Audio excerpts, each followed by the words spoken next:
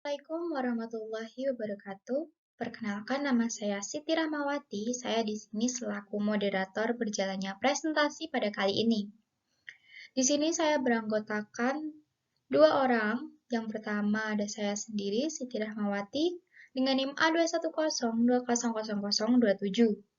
Dan ada rekan saya, Dita Feriana, dengan NIM A210200004. Di sini kami akan menjelaskan tentang apa sih konsep dasar ekonomi makro. Untuk lengkapnya, silahkan simak penjelasan dari kami.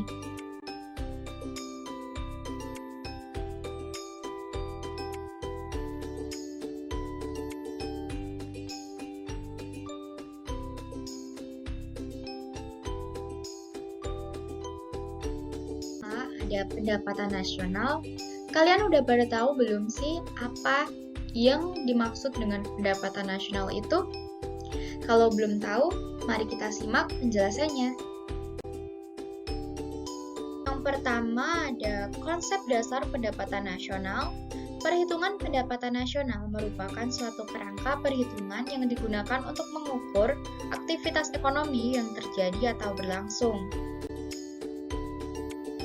Tujuan perhitungan pendapatan nasional atau produk domestik bruto. Yang pertama ada menilai perkembangan ekonomi suatu negara dari waktu ke waktu. Yang kedua ada membandingkan perekonomian dengan negara lain. Yang ketiga ada menerangkan struktur perekonomian negara untuk dievaluasi.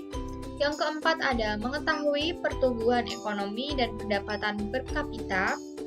Dan yang terakhir ada dapat membantu merumuskan kebijakan pemerintah.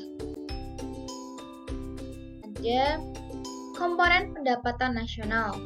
Komponen pendapatan nasional sendiri terdapat beberapa aspek, yakni yang pertama ada pendekatan pendapatan, yang kedua ada pendekatan produksi, yang ketiga ada pendekatan pengeluaran. Pendapatan nasional harga berlaku dan harga tetap, harga pasar, dan faktor. Pendapatan nasional pada harga berlaku adalah nilai barang dan jasa yang dihasilkan suatu negara dalam suatu tahun dan dinilai menurut harga yang berlaku pada tahun tersebut. Pertambahan nilai tersebut dikarenakan dua faktor. Yang pertama ada pertambahan fiskal barang dan jasa yang dihasilkan dalam perekonomian. Yang kedua ada kenaikan harga yang berlaku dari satu periode ke periode lainnya. Rumus harga pasar yakni harga faktor ditambah pajak tak langsung dikurangi subsidi. Pendekatan perhitungan pendapatan nasional. Yang pertama ada pendekatan pendapatan atau income approach. Yang kedua ada pendekatan produksi. Yang ketiga ada pendekatan pengeluaran atau expenditure approach. Yang keempat ada konsumsi rumah tangga. Yang kelima ada pengeluaran pemerintah. Yang keenam pembentukan modal tetap sektor swasta. Dan yang terakhir ekspor neto, yakni APBN. Apa sih APBN itu? APBN atau Anggaran Pendapatan dan Belanja Negara adalah rencana keuangan tahunan pemerintah negara yang disetujui oleh Dewan Perwakilan Rakyat atau DPR. APBN memuat daftar terperinci tentang rencana penerimaan dan pengeluaran negara selama 1 tahun anggaran, dimulai dari 1 Januari dan sampai 31 Desember. Fungsi APBN itu, fungsi APBN digunakan sebagai alat mengatur pengeluaran dan pendapatan negara untuk membiayai kegiatan pemerintahan dan pembangunan, mencapai pertumbuhan ekonomi, meningkatkan pendapatan nasional, dan mencapai stabilitas perekonomian. APBN itu, tujuan APBN untuk mencapai masyarakat adil dan makmur, baik material maupun spiritual berdasarkan Pancasila dan Undang-Undang Dasar 1945. Yang pertama ada memelihara stabilitas ekonomi dan mencegah terjadinya defisit anggaran. Yang kedua ada sebagai pedoman penerimaan dan pengeluaran negara memungkinkan pemerintah memenuhi prioritas belanja. Dan yang terakhir, membantu menciptakan efisiensi dan keadilan dalam menyediakan barang dan jasa publik melalui proses pemprioritasan. Pada tahu belum sih tentang format APBN? Sejak APBN tahun 2000-an, Indonesia mulai menggunakan format I-account untuk menggantikan format sebelumnya, yaitu T-account. Pencantuman untuk penerimaan berada di sebelah kiri dan belanja di sebelah kanan, serta menggunakan prinsip anggaran berimbang dan dinamis. Penerimaan negara sendiri ada beberapa, yakni yang pertama penerimaan dalam negeri, yakni perpajakan, penerimaan negara bukan pajak, hibah. Perpajakan sendiri merupakan PPh, PPN, PBP, BPHTB, cukai, pajak perdagangan internasional atau bea cukai masuk dan keluar.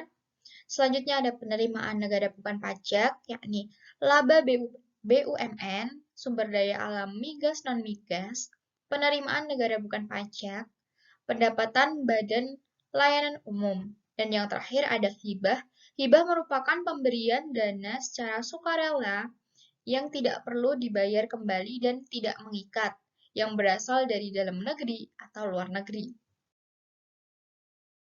3. APBD. APBD Anggaran Pendapatan dan Belanja Daerah adalah rencana keuangan tahunan pemerintahan daerah yang disetujui DPRD. Fungsi otorisasi adalah anggaran daerah menjadi dasar untuk merealisasi pendapatan dan belanja untuk masa 1 tahun.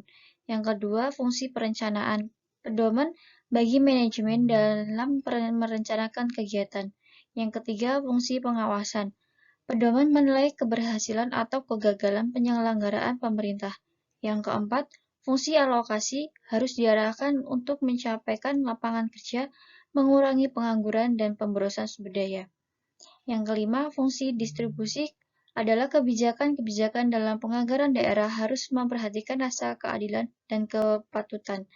Yang keenam, fungsi stabilitasi adalah alat untuk memelihatkan dan mengupayakan keseimbangan fundamental perekonomian daerah.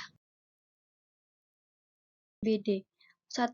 Untuk memberikan arahan bagi pemerintah dalam melaksanakan fungsi yang diembannya. Yang kedua, untuk melihat dan mengevaluasi kinerja pemerintah dalam upaya menyejahterakan masyarakat karena anggaran disusun berdasarkan kinerja.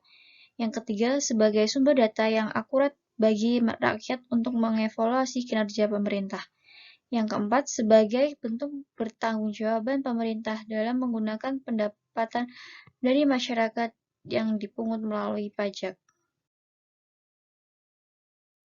1. Sumber utama pendapatan negara yang paling besar adalah penarikan pajak.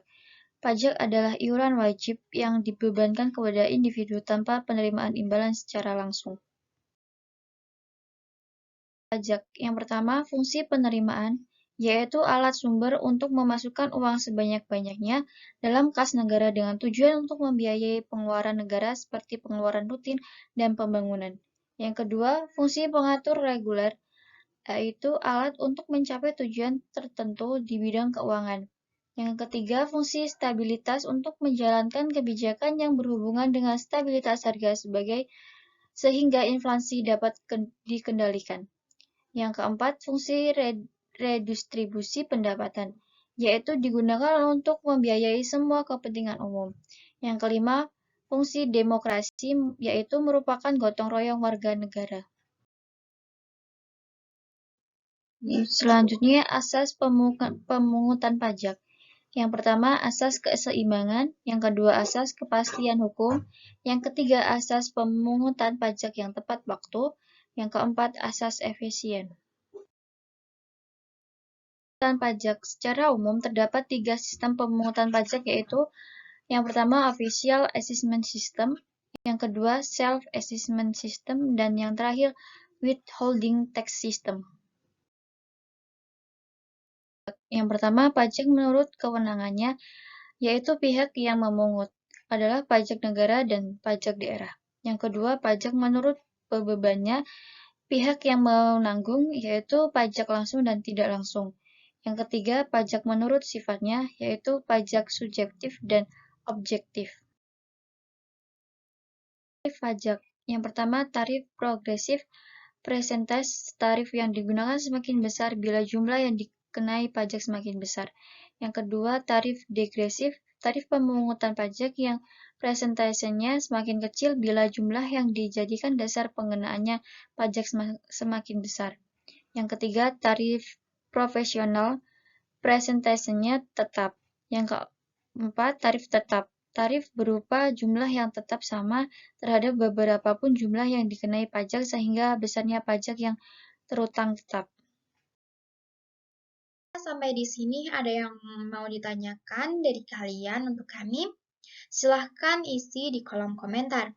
Sekian presentasi dari kelompok kami. Bila ada salah maupun kata atau perbuatan, kami mohon maaf sebesar-besarnya. Billahi taufik wal hidayah. Wassalamualaikum warahmatullahi wabarakatuh. Terima kasih.